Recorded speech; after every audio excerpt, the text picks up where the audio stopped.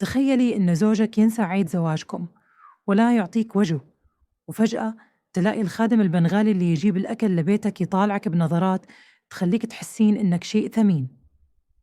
أنا سديم، وهذا اللي صار لي مع رحيم، الخادم البنغالي اللي دخل حياتي وبيتي وخلاني أغلط غلطة. إيش صاير؟ دحين بقولكم كان عيد زواجنا الخامس وأنا طفشانة في بيتنا بحي البوادي بجدة. غانم زوجي طلع لمحله زي العادة، ولا كأن اليوم يوم خاص. كنت أحلم بس يجيب وردة أو حتى يقول كلمة حلوة بس ولا شي. قعدت أرتب البيت وأنا قلبي مكسور، وفجأة رحيم الخادم البنغالي اللي يجيب الأكل من محل غانم دق الباب، جاب كيس مليان خضار وفواكه ومعه ورقة صغيرة مكتوب فيها: اليوم لازم تكونين زينة زي عيونك. قلبي دق بقوة، مو من الفرح، لا من الصدمة. إيش هالكلام؟ هذا خادم، كيف يتجرأ؟ نظرت له، كان يبتسم بنظرات دافية، وقلت في نفسي: لا، أكيد أنا فاهمة غلط. بس شي في عيونه خلاني أحس إني شفتني بعين ثانية. أمي اللي كانت عندنا زايرة من المدينة طلعت من الصالة وهي تتكلم كلام ما لأمله، زي إنها مو عارفة وينها. ذبحني الشك، إيش اللي صاير؟ رحيم هذا بس يجيب الأكل ولا في شي أكبر؟ والله ما توقعت إنه هاللحظة كانت بداية خراب بيتي. رجعت للبيت وأنا مشوشة، حطيت الكيس على الطاولة وفتحت الورقة مرة ثانية: اليوم لازم تكونين زينة زي عيونك. إيش يقصد؟ يعني عارف إن اليوم عيد زواجي ولا مجرد كلام فاضي؟ بس غانم ما يعرف، فكيف رحيم يعرف؟ ولا أنا أتخيل؟ قعدت أفكر، وأمي دخلت المطبخ وهي تقول: سديم، وين أبوك؟ مو قال بيجي اليوم؟ أبوي متوفي من 10 سنين وأمي دايم تتذكره، بس هالمرة كانت تتكلم كأنه عايش. خفت عليها، بس كمان خفت من اللي صار مع رحيم.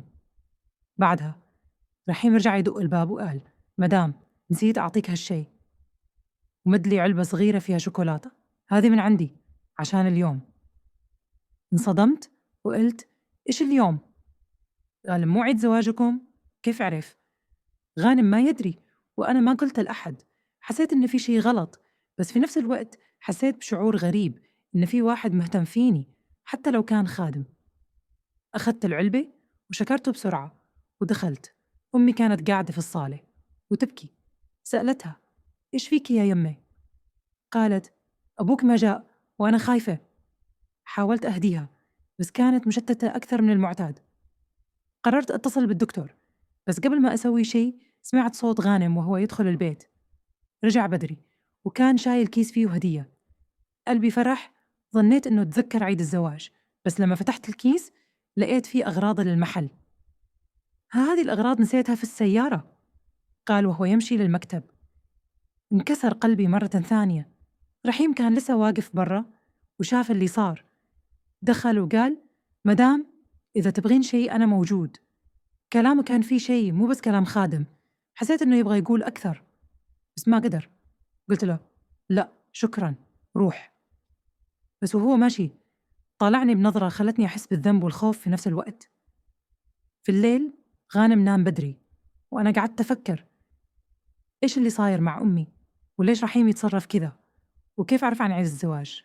قررت أحقق في الموضوع.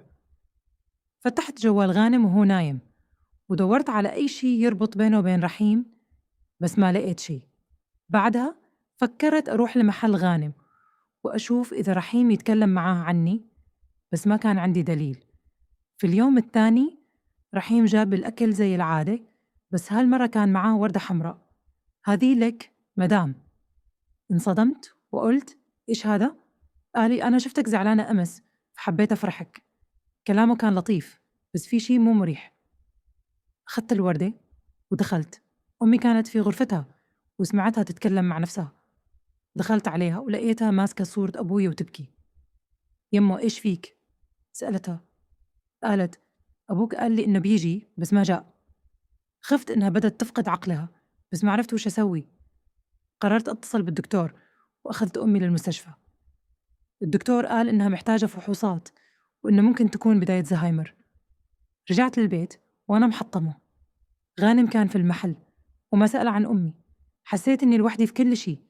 وفجأة رحيم دق الباب وجاب عشاء جاهز. مدام، شفتك تعبانة فجبت لك أكل. كلامه كان إن فيه حنية، وأنا كنت محتاجة أي كلمة طيبة. شكرته ودخلت. في الأيام اللي بعدها رحيم بدأ يجي أكتر ويتعمد يطول في البيت. مرة قال لي: مدام، إذا تبغيني أساعدك في شي أنا جاهز. ومرة تانية لقيته يرتب المطبخ من غير ما أطلب.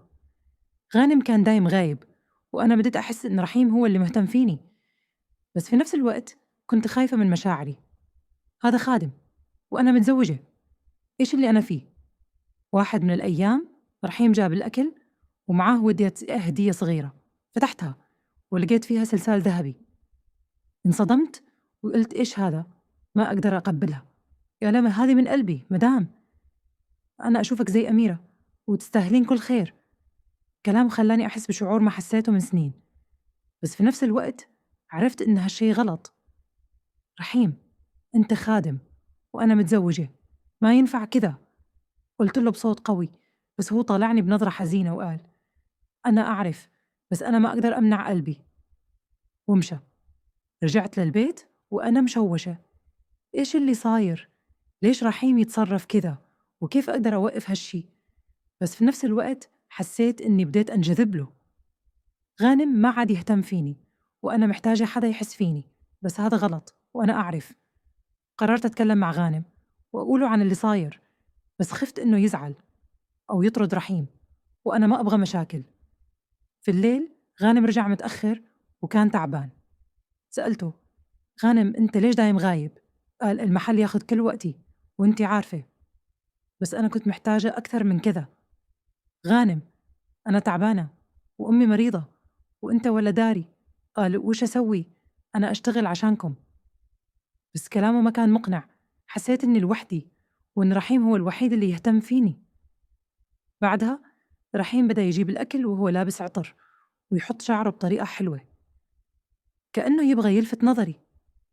وأنا مع إني كنت خايفة، بس بديت أحس إني أنتظر قدومه. واحد من الأيام وأنا في المطبخ دخل رحيم وقال: مدام، أنا أبغى أقول لك شي. قلبي دق وقلت: إيش؟ قال: أي أنا أحبك. انصدمت ومعر. أول ما تزوجنا كانت حياتنا فلة. كنا نطلع سوا على الكورنيش نسولف ونضحك على أي شي. بس مع الوقت غانم صار يرجع تعبان، يقول كلمتين وينام. حاولت أكلمه أقوله إني طفشانة، بس هو يقول: سديم، الحياة كذا لازم نصبر. صرت أحس إني غريبة في بيتي وإن غانم ما عاد يشوفني زي أول. أمي الله يحفظها تسكن في المدينة بس تجينا كل فترة. هي إنسانة نشيطة، تحب تسولف وتطبخ لنا. دايم كانت ذاكرتها قوية، تتذكر كل التفاصيل، حتى أسماء جيرانها القدامى. بس آخر زيارة لها لاحظت إنها بدأت تنسى أشياء بسيطة، زي وين حطت جوالها أو إيش كانت تبغى تقول. في البداية قلت يمكن تعب الطريق، بس مع الأيام صرت أحس إن في شيء غريب. رحيم الخادم البنغالي يشتغل مع غانم في المحل من 2 تقريباً. شاب هادي، يجيب الأكل للبيت كل يوم، زي الخضار والفواكه، وأحياناً يساعد في ترتيب الأغراض. أول ما بدأ كان يسلم الأكل ويمشي، بس مع الوقت صرت أحس إنه يتعمد يطول عند الباب، وكلامه بدأ يصير أكثر من مجرد هذا الأكل مدام. مرة كنت في المطبخ أرتب ودخل رحيم وقال: مدام، الأكل اليوم زين، جربته بنفسي. استغربت لأنه ما كان يسولف قبل كذا. قلت: إيوه شكرا. بس هو وقف شوي وقال: أنت تحبي الطبخ؟ أنا أعرف أطبخ كمان. حسيت إنه يبغى يفتح سالفة، بس قلت: أيوة بس أنا مشغولة دحين. ومشيت. غانم كان دايم يمدح رحيم، يقول: هالولد ذهب، شغله نظيف وما يتأخر. وأنا أقول: زين. بس في قلبي كنت أحس إن رحيم مو مجرد خادم. طريقته في الكلام، نظراته، كلها كانت تقول إن في شيء ثاني، خصوصاً بعد ما عرف إن اليوم عيد زواجي، وهذا شيء غانم نفسه نساه. كيف يعرف؟ ومن وين جاه هالجرأة؟ يوم من الأيام كنت قاعدة في الصالة وأمي نايمة في غرفتها. رحيم دق الباب وجاب كيس الأكل. دخل وقال: مدام، شفتك أمس في السوق مع صديقتك، كنتي زينة. انصدمت لأني ما شفته هناك. قلت: إيش؟ أنا ما شفتك. قال: أيوة، كنت أشتري أغراض للمحل بس عيوني شافتك. حسيت إن كلامه فيه شي مو مريح، زي إنه يراقبني. قلت له رحيم خلاص شكرا، وطلعت. بعد كذا بدأ رحيم يجيب أشياء زيادة مع الأكل، زي علبة عصير أو حلوى صغيرة، ويقول هذه مني لك مدام. أرفض بس هو يصر إنها بس كذا عشان تفرحي. غانم ما كان يدري لأنه دايم غايب، وأنا مع إني كنت أحاول أتجاهل بديت أحس إن رحيم يهتم فيني بطريقة غانم نساها. أمي في هالوقت صارت تتصرف بغرابة أكتر. مرة لقيتها قاعدة في الصالة ماسكة صورة أبوي وتقول متى بيجي؟ قال إنه بيجي اليوم. أبوي متوفي من 10 سنين وهي كانت عارفة. حاولت أهديها بس هي كانت مشتتة. قلت يمكن عشان عمرها، بس حسيت إن في شي غلط. قررت أودي أمي للدكتور، وفعلا قال إنها محتاجة فحوصات وممكن تكون عندها مشكلة في الذاكرة. رجعت البيت وأنا مضايقة. حاولت أكلم غانم بس هو قال سديم أنا عندي زحمة في المحل، شوفي إيش تسوين. حسيت إني لحالي وإن ما في أحد يهتم بي أو بأمي. رحيم في نفس الوقت بدأ يزيد من تصرفاته. يوم جاب الأكل ومعاه وردة صغيرة قال مدام هذه عشانك، شفتك تعبانة. استغربت وقلت رحيم إيش هذا؟ أنا ما أبغى شيء زيادة. لكنه قال أنا أبغى أفرحك، أنت زي الأميرة. كلامه كان لطيف بس حسيت إنه مو طبيعي. قلت رحيم أنت تشتغلي هنا خلاص، ومشى. قعدت أفكر إيش اللي يخليه يتصرف كذا، هل هو بس طيب ولا في شيء ثاني، وكيف أوقف هالموضوع. بس في نفس الوقت حسيت إني بديت أحب اهتمامه. غانم ما عاد يعطيني وجه وأنا محتاجة أحس إني مهمة، بس عارفة إن هالشي غلط. في الليل وأنا قاعدة في الصالة سمعت أمي تتكلم في غرفتها. دخلت عليها ولقيتها ماسكة صورة أبوي وتبكي. قلت يمه إيش فيك؟ قالت أبوك قال إنه بيجي بس ما جاء. خفت وحاولت أهديها بس هي كانت بعالم ثاني.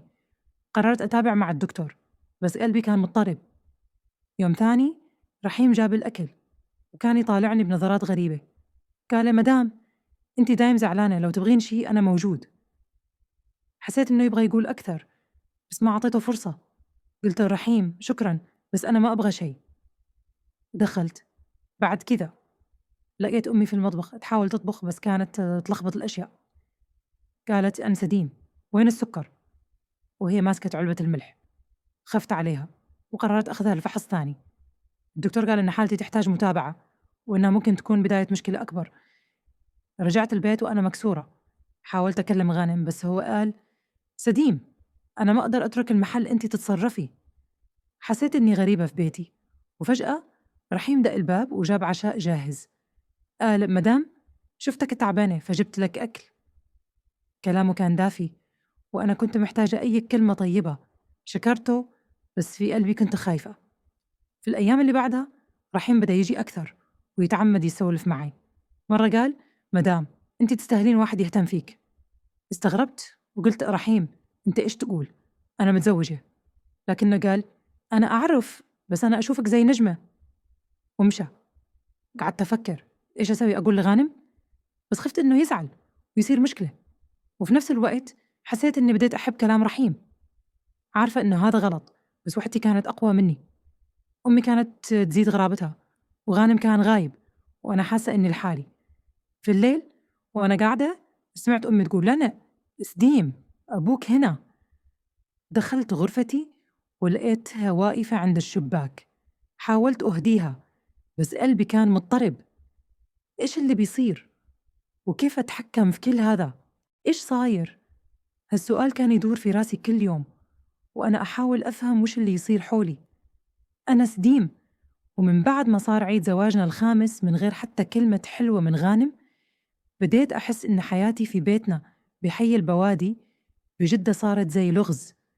رحيم الخادم البنغالي اللي يجيب الأكل من محل غانم بدأ يتصرف بطريقة تخليني أشك في كل شيء. وأمي الله يحفظها كل يوم تزيد غرابتها وأنا خايفة إني أفقدها. يوم من الأيام كنت قاعدة في الصالة أحاول أرتب أفكاري. غانم طلع للمحل زي العادة وأمي كانت نايمة في غرفتها.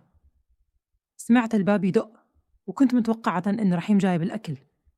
فتحت الباب، فعلا كان هو شايل كيس مليان خضار وفاكهة، بس هالمرة كان في شي مختلف. بدل ما يسلم الكيس ويمشي، وقف عند الباب وقال: مدام، ممكن أدخل أرتب الأغراض في المطبخ؟ اليوم الأكل كتير وخايف يخرب. استغربت لأنه ما كان يطلب يدخل قبل كذا. قلت في نفسي: إيش فيه؟ بس من وحدتي ومن غير ما أفكر كتير قلت: زين، ادخل.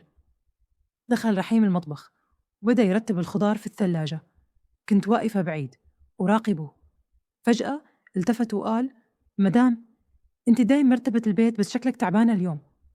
كلامه كان عادي، بس طريقته، نظرته، خلتني أحس إن في شي وراه.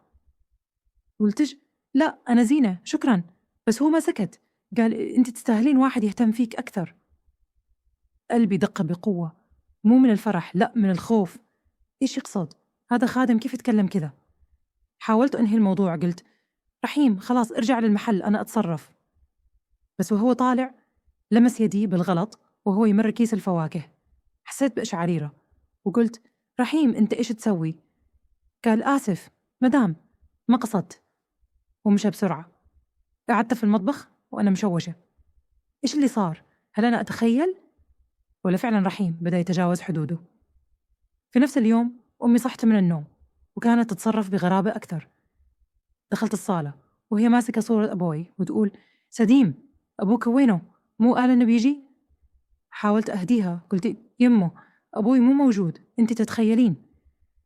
بس هي زعلت وقالت: لا أنا شفته أمس. خفت عليها وحسيت إن حالتها تزيد سوءا. قررت أرجع للدكتور، بس قبل ما أطلع لقيت شيء خلاني أوقف. في كيس الأكل اللي جابه رحيم كان فيه زجاجة صغيرة مو مكتوب عليها شيء. فتحتها وكانت فيها حبوب بيضاء. قلبي نزل. إيش هذا؟ هل رحيم يحط شيء في الأكل؟ ولا هذه حبوب عادية؟ حطيت الزجاجة في درج المطبخ وقررت أحقق، بس الخوف كان يلعب فيني. إذا رحيم فعلا يسوي شيء، وش هدفه؟ وكيف أواجهه من غير ما أخرب كل شيء؟ في الليل غانم رجع متأخر زي العادة. حاولت أكلمه عن أمي، قلت: غانم، أمي مو زينة، لازم نوديها للدكتور. قال الصوت: طيب بس أنا مشغول، أنت شوفي إيش تسوين. حسيت بالغضب، ليش هو دايم بعيد؟ وين غانم اللي كان يهتم فيني؟ حاولت أجيب طاري رحيم، قلت: غانم، رحيم اليوم دخل البيت وقال إنه يبغى يرتب الأكل. غانم ضحك وقال: هذا رحيم يحب يساعد، وش فيك؟ خايفة منه؟ حسيت إنه ما ياخذ الموضوع بجدية فما كملت. في اليوم الثاني رحيم رجع يجيب الأكل وكان لابس عطر قوي وشعره مرتب بطريقة حلوة. حسيت إنه يتعمد يلفت انتباهي. سلم الكيس وقال: مدام، جبت لك حاجة زيادة. فتحت الكيس ولقيت فيه علبة حلوة صغيرة ومعاها ورقة مكتوب فيها: عشان عيونك تبتسم. انصدمت وقلت: رحيم، إيش هذا؟ أنا قلت لك ما أبغى شي زيادة. قال: مدام، أنا بس أبغى أفرحك، أنت دايم زعلانة. ومشى. قعدت أفكر إيش أسوي؟ الكلام هذا مو عادي وأنا مو مرتاحة، بس في نفس الوقت حسيت بشعور غريب. غانم ما عاد يهتم ورحيم هو اللي يحسسني إني مهمة. عارفة إن هالشي غلط، بس وحدتي كانت أقوى مني. قررت أخبي الحلوة وما أقول شي لغانم، بس الخوف كان يزيد. بعد يومين أمي صحت الصبح كانت تتكلم كلام غريب. قالت: سديم، أبوكي كان هنا أمس، قال إنه بياخذني. خفت وقلت: يمه، أنت تحلمين، أبوي مو موجود. بس هي كانت مصرة وصارت تبكي. وديتها للدكتور وقال إنها محتاجة فحوصات أكثر وإن حالتها ممكن تكون بسبب ضغط نفسي أو شيء ثاني. سألته عن الحبوب اللي لقيتها وقلت إني شفت حبوب غريبة في البيت.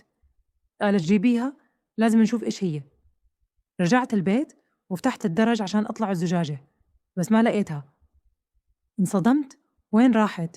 أنا متأكدة إني حطيتها هنا. بديت أدور في المطبخ بس ما في أثر. حسيت إن في شيء مو طبيعي.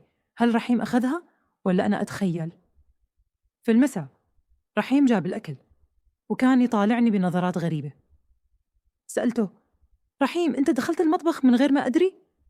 قال: لا مدام، أنا بس أجيب الأكل وأمشي. بس طريقته في الكلام خلتني أحس إنه يخبي شيء. قلت: رحيم، إذا في شيء قوله دحين، قال: مدام أنا ما أسوي شيء، أنا بس أحب أساعدك. ومشى. في الليل وأنا قاعدة في الصالة سمعت صوت من غرفة أمي. دخلت عليها ولقيتها واقفة عند الشباك وتقول: سديم، أبوكي برا، شو فيه؟ حاولت أهديها بس قلبي كان مضطرب. لما رجعت الصالة شفت شي خلاني أتجمد. على الطاولة كانت الزجاجة اللي لقيتها في كيس الأكل. كيف رجعت؟ ومين حطها هنا؟ حسيت إنه رحيم مو بس خادم، في شي أكبر وأنا لازم أعرف إيش هو. بس كيف أواجهه من غير ما أخرب كل شي؟ وأمي وش اللي صاير معاها؟ كل هالأسئلة كانت تدور في راسي وأنا خايفة من اللي جاي. بديت أحس إن بيتي في حي البوادي بجدة صار زي بيت أسرار. رحيم الخادم البنغالي اللي يشتغل مع زوجي غانم كل يوم يزيد من تصرفاته المريبة. وأمي الله يحفظها حالتها تروح فيها. وغانم غايب زي شبح في حياتي. بعد ما شفت الزجاجة ترجع على الطاولة من غير ما أعرف كيف، قررت أتصرف. لازم أعرف إيش اللي يصير بس من غير ما أخرب كل شي. أول شي خبيت الزجاجة في مكان آمن في غرفتي داخل صندوق قديم. قررت أخذها للدكتور عشان يفحصها، بس كنت خايفة. إذا رحيم فعلا يحط شي في الأكل، وش هدفه؟ وكيف أواجهه؟ في اليوم الثاني رحيم جاب الأكل زي العادة. كنت متوترة بس حاولت أتصرف عادي. سلم الكيس وطالعني بنظرة غريبة زي إنه يحاول يقرأ أفكاري. قال: مدام أنت زينة اليوم؟ شكلك متضايقة. حسيت إن كلامه فيه شي بس قلت: لا أنا زينة شكرا. حاول يسولف أكثر بس قاطعته وقلت: رحيم أنا مشغولة دحين. ودخلت. لما فتحت كيس الأكل بديت أدقق في كل شي، كل حبة طماطس، كل ورقة خس. كنت أحس إن فيها سر. ما لقيت شي غريب بس الخوف كان يلعب فيني. قررت أروح للدكتور بنفسي وأخذت الزجاجة معي. الدكتور شاف الحبوب وقال إنها لازم تتفحص في مختبر لأنها مو مكتوب عليها شي. قال إن ممكن تكون حبوب عادية بس لازم نتأكد. رجعت البيت وأنا أفكر، إذا الحبوب هذه لأمي هل هي السبب في حالتها؟ في نفس اليوم أمي صحت من النوم وكانت أسوأ من أي وقت. دخلت الصالة وهي تتكلم كلام ما ينفهم. قالت: سديم، أبوك كان هنا، قال لي إن في حدا يبغى يأذينا. خفت وقلت: يمه أنت تحلمين، ما في أحد. بس هي كانت مصرة وصارت تبكي. حاولت أهديها بس عيونها كانت مليانة خوف. قررت أخذها للدكتور مرة ثانية بس كنت عارفة إني لازم أعرف مصدر الحبوب أول. في الليل غانم رجع متأخر وكان تعبان زي العادة. حاولت أكلمه عن أمي. قلت: غانم أمي مو زينة وأنا خايفة عليها. قال: سديم أنا عندي ضغط في المحل، خذيها للدكتور وخلاص. حسيت الغضب يغلي في قلبي. ليش هو دايم بعيد؟ قلت: غانم أنا تعبانة وأنت ولا داري. زعل وقال لي: وش تبغيني أسوي؟ أنا أشتغل عشانكم. بس كلامه ما كان يهديني. حسيت إني لوحدي في كل شيء. قررت أحقق بنفسي عن رحيم. في اليوم الثاني لما جاب الأكل كنت مستعدة. سألته: رحيم أنت ليش دايما تجيب أشياء زيادة؟ وإيش قصة الهدايا؟ طالعني بنظرة هادية وقال: مدام سديم أنا بس أحب أساعد، أنت زي أختي وأنا أبغى أفرحك. حسيت إن كلامه مو صادق بس ما أعطيته مجال. قلت: رحيم أنا مو محتاجة هدايا وأبغاك توقف هالكلام. قال: لا آسف مدام، ما أقصد أزعلك. ومشى. بعد كذا بديت أراقب رحيم أكثر. لاحظت إنه يتكلم بالجوال كثير وهو برا البيت بس ما أسمع وش يقول. مرة شفته واقف عند زاوية المحل يتكلم بصوت واطي وكان يذكر اسمي. قلبي نزل، إيش يقول عني؟ مع مين يتكلم؟ قررت أتبعه من بعيد بس كنت خايفة يشوفني. في نفس الوقت أمي صارت تتدهور أكثر. مرة لقيتها في المطبخ تحاول تشرب عصير بس كانت تلخبط الأشياء. سألتها: يما إيش تسوين؟ قالت: أبوك قال إن العصير فيه شيء. خيفت وقلت: يما أنت تعبانة خليني أساعدك. بس هي زعلت وطلعت لغرفتها. حسيت إني لازم أسرع في التحقيق. يوم من الأيام وأنا أدور في أغراض رحيم اللي يتركها في المحل لقيت دفتر صغير. فتحته وكان فيه ملاحظات عن بيتنا، مواعيد غانم، إيش أحب أكل، وحتى أوقات نوم أمي. انصدمت. إيش هذا؟ هل رحيم يراقبنا؟ ولا مين يكتب هالمعلومات؟ خبيت الدفتر في شنطتي وقررت أواجه رحيم. لما جاب الأكل في اليوم الثاني كنت جاهزة. قلت رحيم، أنا لقيت شيء يخصك وأبغى أعرف إيش قصته. طالعني بصدمة وقال مدام إيش تقصدي؟ أنا ما أسوي شيء. أخرجت الدفتر وقلت إيش هذا؟ ليش تكتب عن بيتنا؟ حسيت إنه توتر، بس قالوا هذا بس عشان أتذكر الأغراض اللي تبغينها. ما صدقته، بس ما عندي دليل قوي. في الليل حاولت أكلم غانم مرة تانية. قلت غانم، أنا خايفة على أمي وأحس إن رحيم مو طبيعي. غانم زعل وقال سديم، أنتي تتخيلين؟ رحيم ولد زين وأنا أثق فيه. حسيت إني بفقد صبري، ليش ما يسمعني؟ قررت أتصرف لوحدي. بعد يومين رحيم جاب الأكل وكان معه هدية صغيرة، علبة عطر. قال مدام، هذه لك عشان تفرحي. انقهرت وقلت رحيم، قلت لك ما أبغى شيء، أنت ليش ما تسمع؟ قال مدام، أنا أحب أساعدك، أنت دايم تعبانة. ومشى. حسيت إني بديت أفقد السيطرة. في نفس اليوم لقيت أمي في غرفتها ماسكة الحبوب اللي لقيتها قبل. قالت سديم، هذه أبوك عطاني إياها. انصدمت وقلت يمه، وين لقيتيها؟ قالت كانت في الأكل. قلبي وقف. هل رحيم يحط الحبوب في الأكل؟ والمين يشتغل؟